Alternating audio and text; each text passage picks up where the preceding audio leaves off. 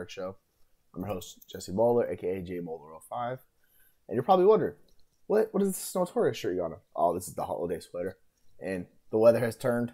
It's winter here in the Pacific Northwest, so we're riding in. It's just past 10 o'clock. A little bit later for East Coast folks, but the West Coast still got plenty of daytime left. So I want to celebrate the occasion of all the good players we got available this week and actually difference-making assets. I know. You're like, week 10, there's difference-making? You bet your bottom dollar there is, folks. So what do you say? We just jump right in. Now, the article came out this morning. We all know who the top dog is.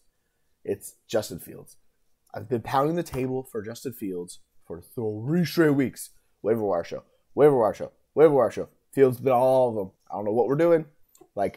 Still below 50%. Guess what? He qualifies. He goes top of the list. Usually I'll list it. I'll do running backs first. Quarterbacks be at the bottom.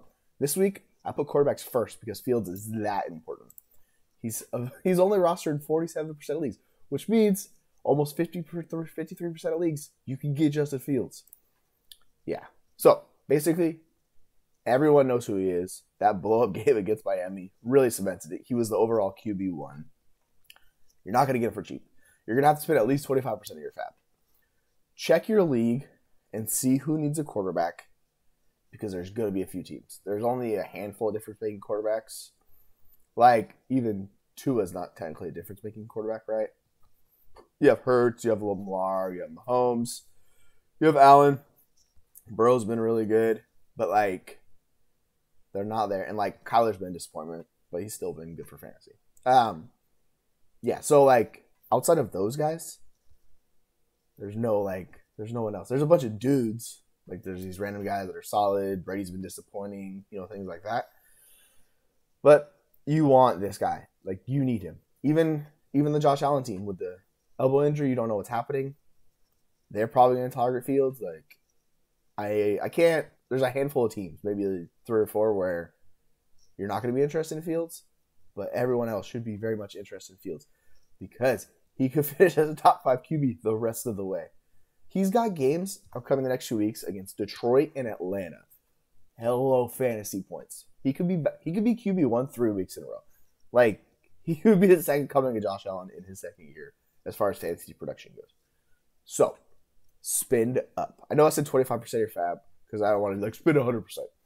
If you need a quarterback, or if you need an upgrade, spend everything you have to get him. Because we're approaching close to playoffs. There's only a few more weeks before we get there. So we got 10, 11, 12, 13, 14. We have 5 weeks left, right? You need the push. Go in and get him. He is well worth it. I rarely pound the table this hard for a player, but in one QB, people are like, oh, why roster? I don't care. It's a difference-making asset. And you're like, oh, yeah, it's a waste of a spot. No, it's not. Not if it upgrades your roster. If you had Kirk Cousins or something, right? Kirk Cousins is fine. He's passable. I love Kirk Cousins. It's more of a super flex guy. One QB, he's whatever. You're upgrading Justin Fields? Yeah, absolutely. Do that. So, this is going to be your last chance to get him. His price is going to skyrocket. He's going to jump to 90% rostered, which isn't enough. He should be 100%. But this is why you have to get in early on these guys. If you see a trend you like, get them and get them now because it might be too late in your league. And people were like, I did a Ken Walker post a while back, and people were like, oh, he's not available in my league. Well, you probably should have gone the week before, right? Because this was after he blew up. Same thing with Fields. He's available. Spend it all and get him. He's that important. I'm telling you, do what it takes. Get Justin Fields on your squad. If Fields is not available, we're going to Marcus Mariota. He is the perennial high floor guy who doesn't really hit his ceiling unless he has the perfect matchup. And guess who he gets? The Carolina Panthers in week 10, folks. So it's why not? We saw what happened. The game was a shootout in week 8. I expected to shoot out again because both defenses are subpar, to say the least. And Mariota is going to give you that floor with the rushing. And then if he gets the passing, which could happen against Carolina, the game was 37-34 week 8. That was a shootout. Mariota had 22 points. I very much expect a similar outcome because not much has changed for the good on either one of these squads. PJ Walker is playing, so it's a high variance game. But with Atlanta's horrible defense and Carolina's subpar defense, it boosts these offenses a little bit. And Atlanta's actually been a pretty good offense this year. So don't worry about the matchup. They're like, oh, Carolina sucks. Like, yeah, but they could shoot out in the right situation. So go get Mariota. You can spend 5% of your fab on him. He's available in like 65% of leagues. That's a good amount of leagues he's available in. He's been solid this year. Go get him. Next up, Konami King. You notice a trend with these quarterbacks, right? Konami quarterback. Konami quarterback. Konami quarterback. Yeah, the third one, Mr. Daniel Jones, a.k.a. Mr. Steal Yo Girl. He's rostered in 44% of leagues, so a decent amount, 56%. He's available. You can spend a 3% of fab. People aren't going to be kicking the doors down for Jones because he's coming off a bye week. Players off a bye week you forget about. But he gets Houston. And guess what? Houston sucks. They are terrible. One of the worst rosters in the NFL. We saw what happened. Derrick Henry obliterated them. Like, Josh Jacobs obliterated them. Guess what? Saquon Barkley going to obliterate them. You know who else is? One of the best rushing quarterbacks in the NFL. That's right. Daniel Jones. One of the best rushing quarterbacks in the NFL. He is the white chocolate Konami. That's what he is. I know people are like, oh, there's the gif of him falling down. Yeah, he still ran 55 yards before he fell down in that gif. The man's an athlete. And a pretty good squad this year. So, they don't have many offensive weapons. It's him. It's Barkley. The third guy we're hoping for, he's on the list. We'll talk about it a little bit later. But those two are going to have a big game. I would not be shocked to see them go over 200 rushing yards in this game. Jones will be a big beneficiary in that. Go get them. All right. To everyone's favorite position, the running backs. Very much feels like you have them this year or you don't. But guess what, folks? You know who is available? Jeff Wilson. He is rostered 44% of ESPN leagues. Go ahead and drop 10% of your fab on him. We saw what happened week 1 in Miami. McDaniel brings in his guy, right? And it's a friggin' split backfield right out the gate for Wilson. And Mostert was looking really good, but guess what? He likes his guy. He likes Mostert. He really likes Wilson. Brought them both in. Shedded the albatross that was Chase Edmonds, just the disaster he was. And it already looks better. He instantly looks better in that system than Chase Edmonds. So they corrected their mistake. They brought in the better player that fits their scheme better. And it's worked out. Wilson actually looked better than Mostert. So it may not end up being where Mostert like takes over the backfield, but it's one of the better offenses in the NFL. They continually score. They continue to put up yards. Like, they're a very good offense. You want a running back in that offense. In case Mostert gets hurt, guess what? Boom, Wilson to the moon, right? You get that sweet RB2 production you're looking for. So go ahead and target Jeff Wilson. It's pretty simple sometimes. You just target running backs in good offenses. If it breaks right their way, he's already in timeshare, and you saw more passing work. So the floor is very high for Wilson. It could go a little bit higher too. Next up, this guy would actually be my number 1 option if he was not coming off an injury. It's Chuba Hubbard. He is rostered in 30% of ESPN leagues. Go ahead and drop 10% of your fab on him. What I like about Hubbard is his ability to work in the passing game. We saw what happened last week. Cincinnati just destroyed Carolina. What happened to Foreman? He became a 0. Like, they replaced him with Blackshear because he's not a good pass catcher. So, Foreman's fine. He's a good rusher of the ball, but he's very much limited, and he's not good in the passing game. So that's why Blackshear was working in. Guess what? Hubbard was working in the week that they sent CMC away. Hubbard got the passing down work, and he was actually getting more of the rushing work too. So when he comes back, they're going to want to see what he's got available, if this is a guy they can count on long term. Because Foreman they just brought him in as a rental. They wanted to compete with Rule and stuff like that. Hubbard, he's still under that rookie contract. He's going to be a part of the future for a long time. And they're going to invest and see, like, hey, can this guy be our actual running back of the future? Because they're not going to be good for a long time. So it really doesn't make sense to spend, high draft capital or money on a running back. So if Hubbard shows out, which he's going to have the opportunity to earn, you have the potential to build on with him. So that's why he would be my number 1 target, is because he has the chance to take over the backfield and be the guy. And it may not be the best offense in the NFL. Doesn't matter. If you can catch passes, I don't really care if you're in good offense or not. You're going to get work. So that's the case for Chuba Hubbard. He would be my RB1. We'll see what happens. It's kind of a TBD this week, but just go grab him. In worst case, you stash him, and then he comes back in week 11. The third guy, another running back in a good offense, yeah, Isaiah Pacheco. Pacheco has been the starter back-to-back weeks. The usage has not been great, but what happened last week? Freaking the Chiefs they ran over 100 plays. That's insane.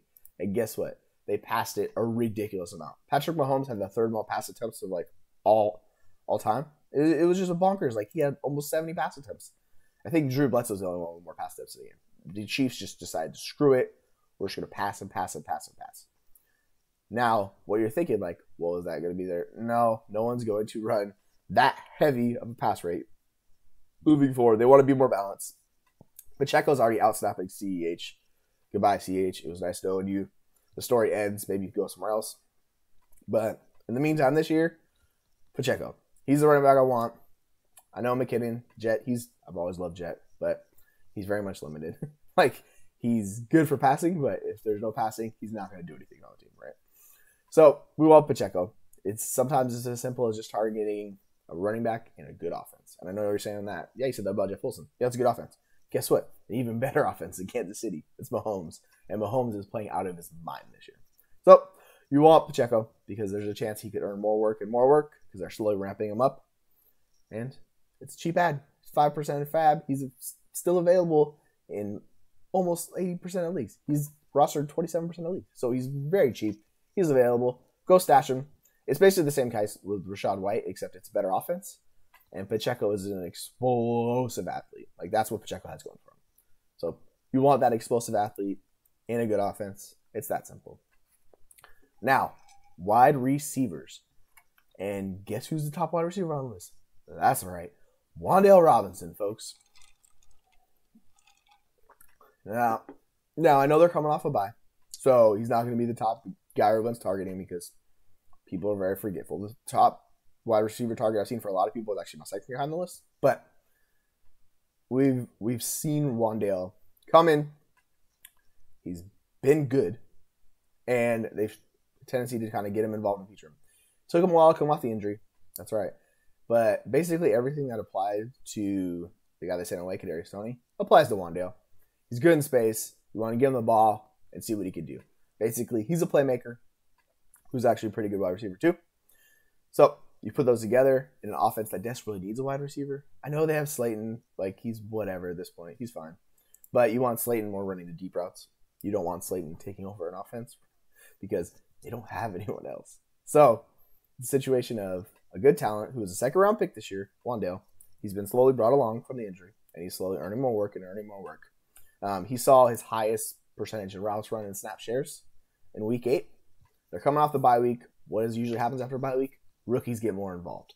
So what's going to happen is Wan'Dale Robinson is going to be more involved in this offense moving forward. It's a good thing. You want to see it because you kind of want to be early with these guys because if it's next week, it's going to be too late. Like, even if he doesn't hit, people are going to see him on the field, earn a bunch of targets. They're going to be like, oh yeah, like that's the guy. So this is why you target Wan'Dale now for the end of season push and into the playoffs. Because maybe you're struggling with a wide receiver, you got some injuries go down, things like that. You know, like, teams need boosts. So grab Wan'Dale Robinson, get him now. Next up is going to be everyone's favorite wide receiver target, Terrace Marshall. He's back from the dead. He's rostered 8% of ESPN leagues. He's not going to cost much. Just put 3% of fab on him. He's going to take like just a cheap bid. No one's going to be like, oh, I want all of Terrace Marshall. But there are still stands of Terrace Marshall. People still talk about him. If you listen to a lot of shows, he'll be a lot of people's truther because they loved what he did in the LSU offense. Now, obviously, he's not an elite like Jamar Chase, Justin Jefferson, anything like that. But he's starting to earn his role, and they're starting to feature him because guess what? It's literally DJ Moore and nobody else. And it's like Shi Smith. It's like, oh yeah, Shi Smith's not going to be a thing. So it's Terrace Marshall. He's going to be the other guy on the outside. They talked about him being a big slot. He's not a big slot. He's working on the outside. So basically, it's him on one side, it's DJ Moore on the other, and that's your wide receivers moving forward this year. Now he's been pretty solid, like double-digit fantasy points, back-to-back weeks, and he gets a good matchup against Houston. So it's like, why the heck not, right? You take it and you just go with it and see what happens. Sorry, brain fart. My brain was like, that's the sound, right? Wait a second. I was like, yeah, it's Atlanta. What am I talking about? Anyways, my bad. Sorry, folks. Sometimes the brain goes a little whoop going on every which way. But yeah, it's Atlanta. Their defenders are in shambles right now. They're injured. They have not been good. It's the ideal matchup. Like this is the game I'd be targeting for cheap actually in DFS because I believe it has the potential to go off. And I know the over-runner is not great, but this is a game, as you can tell, I've added a few guys on this list. But yeah, it could be a third consecutive double-digit game for Terrace Marshall, and that's really what we're looking for. We're looking for guys who can be impact moving forward. So he's got the wide receiver 2 chair in Carolina. Fire him up. We'll see what happens with PJ Walker. He can have a blow-up game. This is the type of defense that's going to allow that to happen. So that's the Terrace Marshall case. The third guy on the list is the perennial undervalued Michael Gallup. Rostered 41% of ESPN leagues. Just throw $1 or $2 fab on him. Like, he's not going to cost much. People are not thinking about him. They are also coming off of a bye, so he very much feels forgotten about. But remember with Gallup, he's coming back from the knee injury, and it's going to take time. Like, that's what happens with guys with these injuries. We see this year in, year out. People get so frustrated because we made this mistake with Dobbins this year, with Barkley the year before, and, like, all these guys. It takes time to come back from the knee injury. This is also going to happen with Odell. Odell isn't going to come back right away. So I know he's a target for people. I'd actually wait a little bit longer for Odell because we don't know what offense he's stepping into. So, like, I get it, but it's a second knee injury on the same knee. Like, that's even worse. So, for Gallup, he's in a very good offense. Dak's coming back from injury as well. And he's regaining himself, getting back to the beast mode Dak we saw previously. So, Dak coming back, Gallup's coming back. They're going to bring this offense on a little better and better and better. And I know the team's really good. I know it was a disaster. Everyone was like, oh, look at Dallas, because they got blanked early. But they figured it out, and they're showing they're one of the better teams in the league. That offense is very good. And if we could ever get Jerry just sends you out to pasture, it would be so much better. But until then, just trusting the process of the talent of the player, right?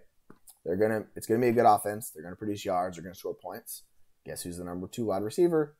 The Cowboys desperately need a number 2 wide receiver. We've seen them searching for it the entire year.